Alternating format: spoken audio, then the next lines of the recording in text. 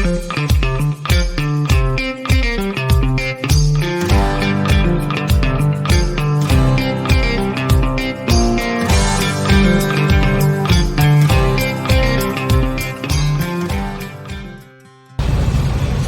Morning friends, welcome to my channel Itchy feet.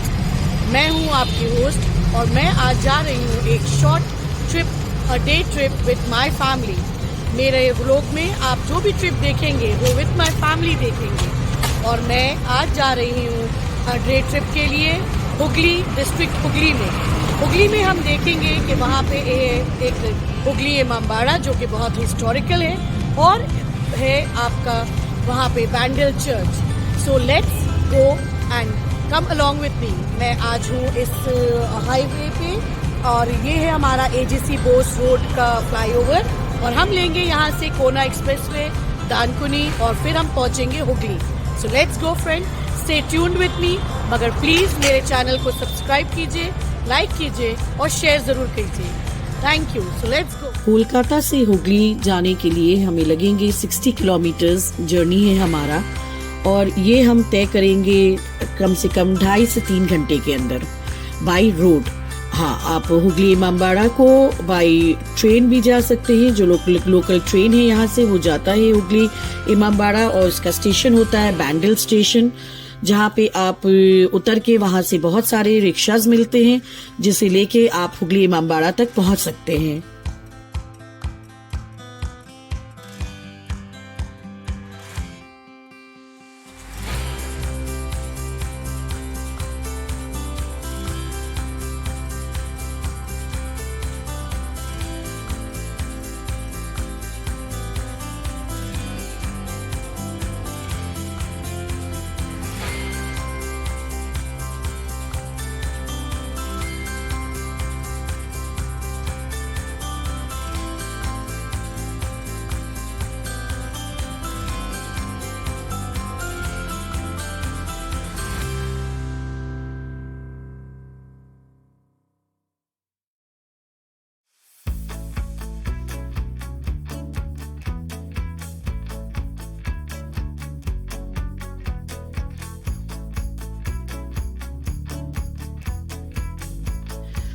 सुहाना सफर और ये मौसम हंसी। हम चल पड़े हैं विजय सागर सेतु की तरफ से इस ब्रिज को क्रॉस करते हुए कोना एक्सप्रेसवे पकड़ने के लिए। और विद्यासागर सेतु में हमें 10 रुपए का टोल टैक्स देना पड़ा है, जो अगर आपके फ़ोन में पेटीएम है और फास्टैग लगा है आपके गाड़ी में तो आपको यहाँ पे ज़्यादा दिक्कत कुछ भी नहीं पड़ेगा और आप जल्द से जल्द यहाँ से निकल सकते हैं। दानकुनी टोल टैक्स से पहले हम लेंगे right old grand trunk road की तरफ, जो जाएगा हमें लेके सुगंधा मोड़।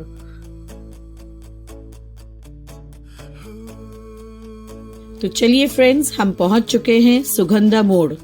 ये सुगंधा मोड़ क्रॉसिंग से हमें लेना है राइट और यहाँ से हमें पूरा 8 किलोमीटर पड़ेगा अब हुगली इमामबाड़ा।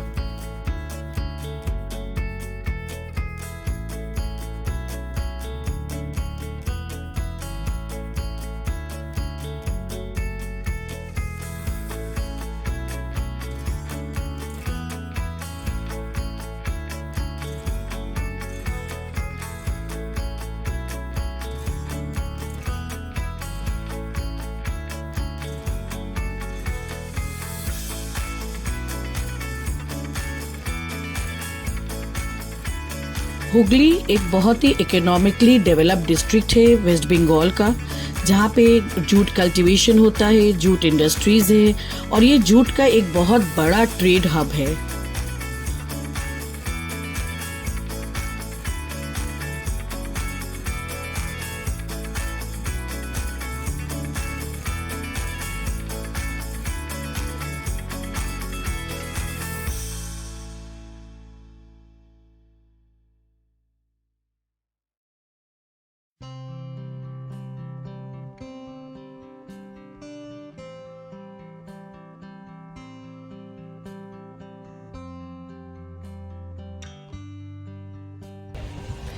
हम पहुंच चुके हैं हुगली इमामबाड़ा और मेरे पीछे है ये हिस्टोरिक साइट जिसे कहते हैं हुगली इमामबाड़ा।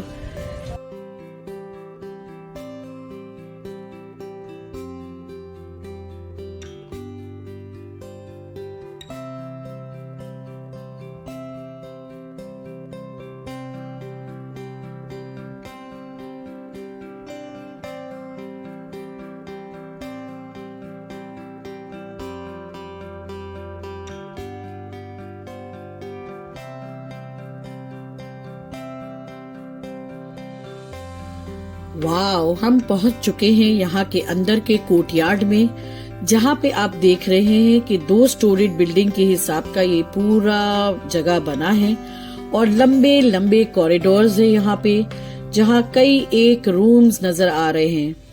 यहाँ से पूछने पे पता चला कि अब यहाँ पे रूम्स, ये जो रूम्स हैं ये मदरसा के तौर पे, क्लासरूम के तौर पे इस्तेमाल होता है। यहाँ बीचों बीच एक रेक्टेंगुलर शेप का एक अंडरग्राउंड वाटर रिजर्वॉयर की तरह बना है, टैंक की तरह बना है, जहाँ पे फाउंटेन है लगा, और कहते हैं कि ये फाउंटेन के पानी, ये जो पानी नीचे है ये कहीं ना कहीं रिवर हुगली से कनेक्टेड है अंडरग्राउंड से। तो आइए फ्रेंड्स, चलते हैं हम इमामबाड़ा के अंदर। मैं आपको बताती चलूं कि इमामबाड़ा या इमाम बारगाह किसे कहते हैं। ये है वो शिया मुस्लिम्स के घर को कहते हैं जहाँ पे इमाम रहते थे, और ये इमाम बारगाह में या इमामबाड़े में वह शिया मुस्लिम्स इमाम जो इनके थे, इमाम हुसैन, उनको ये रोते हैं, उनके लिए ये मजलिसें करते हैं और अपने इमाम की शहादत को याद करते हैं। यहाँ एक गेट तो बंद है, चलिए ये दूसरे गेट की तरफ यहाँ से चलते हैं अंदर। ये हम पहुंच गए हैं इसके अंदर, और इसे कहते हैं जरी दालान, मतलब के प्रेयर हॉल इमामबाड़े का। ये बहुत ही खूबसूरती से सजा हुआ है, जहाँ पे इसके वॉल्स पे, इसकी दीवारों पे कहते हैं प्रॉफिट मोहम्मद में पीस बी अपॉन हिम, उनकी हदीस लिखी गई है। और यहाँ पे लैंटर्न्स है, शैंडिलियर्स है। ये शैंडिलियर्स कहते हैं बेल्जियन ग्लासेस के बने हुए हैं, जो रूफ से हैंग होकर नीचे की तरफ इतनी खूबसूरती से सजाए हुए हैं कि देख के मन मोहित हो जाता है।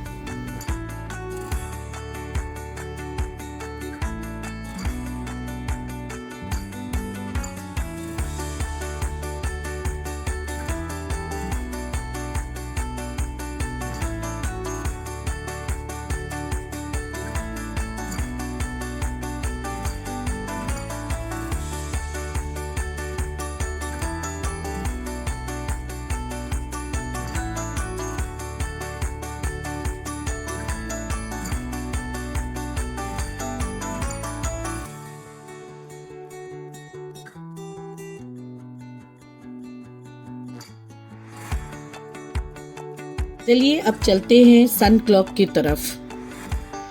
ये सन क्लॉक एक सन डायल है, जो कि यहाँ के ओपन यार्ड में, इसके पीछे में, इमामबाड़ा के पीछे में रखा गया है, और कहते हैं ये बिल्कुल ही करेक्ट टाइम बताता है।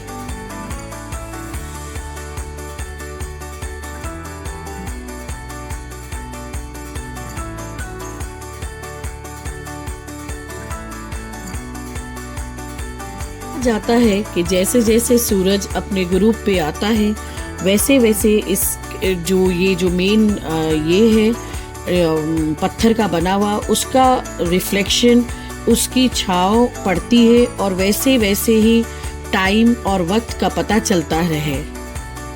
यहाँ का नज़ारा इतना खूबसूरत है कि आप शायद सारा दिन यहाँ गुजार दें ये नज़ारा देखते देखते। और यहाँ से दूर आपको ब्रैंडल चर्च भी नज़र आएगा, जहाँ पे हम जाएंगे अभी थोड़ी देर में, और यहाँ से आप हुगली ब्रिज भी नज़र आता है। कहते हैं ये जो दीवार आप देख रहे हैं, इस पे ऊपर में जो हाजी मोहम्मद मोहसिन साहब थे, जिन्होंने ये इमामबाड़ा बनाया, उनका लास्ट विल, जो उनका लास्ट ख्वाहिश था, वो यहाँ पे लिखा गया है। और ये मैं जानती नहीं हूँ कि अगर आपको नज़र आ रहा है कि नहीं। यहाँ पे इंग्लिश में और अरबिक में उनका सारा वसीयत जो है वो लिखा गया है। मेरे पीछे है 2 ट्विन टावर्स और इसके बीचों बीच है एक घड़ी।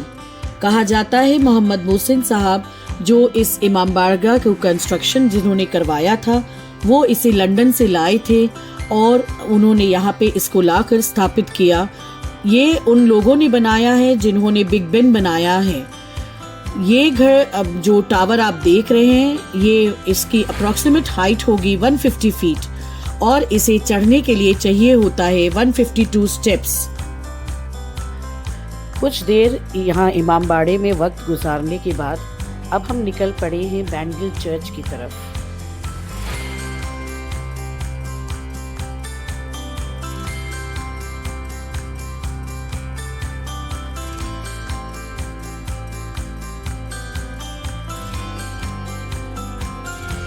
फाइनली हम पहुंच चुके हैं बैंडल चर्च। इसे बैंडल बेसिलिका भी कहते हैं।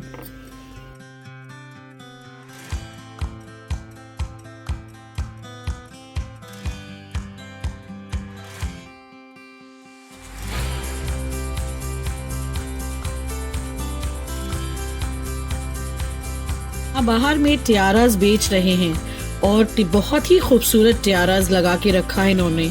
मुझे तो इतना पसंद आया कि मैंने 2 अपनी बेटियों के लिए ले लिया। आप अगर चाहें तो आप भी इसे खरीद सकते हैं। पर पीस ये आपको 30 और 40 में दे रहे हैं और बहुत ज़्यादा दूसरे इसका हाई प्राइस का नहीं है यहाँ पे, लेकिन बहुत ही खूबसूरत है। अगर आप कैंडल्स खरीदना चाहें तो यहाँ शॉप से कैंडल्स के लिए, जहाँ से आप कैंडल ले सकते हैं या कोई भी सोवेनियर जो यहाँ का है वो ले सकते हैं। चर्च का विजिटिंग आवर्स है from 8 AM to 4:50 PM। Bandel church को oldest church of West Bengal कहा जाता है। ये चर्च फाउंडेशन हुआ था 1599 में और ये डेडिकेटेड है Nossa Senhora de Rosario, Our Lady of the Rosary पे। यहाँ पे एंट्रेंस से ही आपको बहुत सारे स्टैचूज देखने को मिलेंगे जो जीसस क्राइस्ट के लाइफ के बारे में बहुत कुछ डिपिक्ट करता है। वो जब अपने डिसाइपल से बैठ के बात करते थे, या जब उनका रिजरेक्शन हुआ, या जब उन्हें कत्ल कर जब उन्हें सूली पे चढ़ाया गया, ये सारे यहाँ पे एक मॉडल के तौर पे, आइडल के तौर पे यहाँ पे है।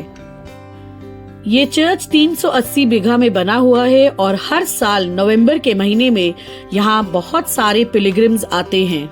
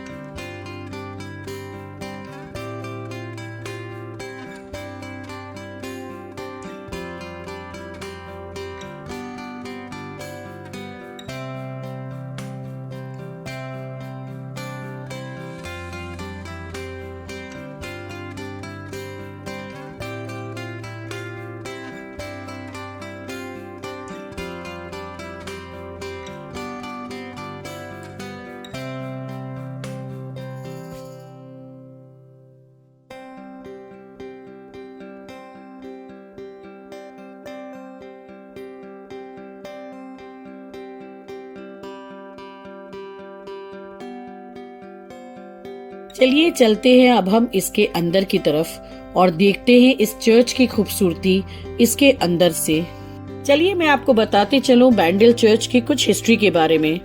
ये है यहाँ पे 16th सेंचुरी में पोर्चुगीज आए थे यहाँ पे जब, तो उन्होंने यहाँ पे 1571 में अकबर मुगल एम्परर के इजाजत से यहाँ पे ये टाउन हुगली बनाया था। और इनके जो प्रीस्ट थे, इनके जो पादरी थे, वो यहाँ के लोगों को, लोकल लोगों को कैथलिक में अपने रिलीजन में लाना इन्होंने शुरू किया था। यहाँ अंदर में बहुत सारे खूबसूरत पेंटिंग्स हैं। ये पेंटिंग्स कहा जाता है जीसस क्राइस्ट के लाइफ के बारे में है, उनके पैदाइश के टाइम से लेके उनके सूली पे चढ़ने तक का।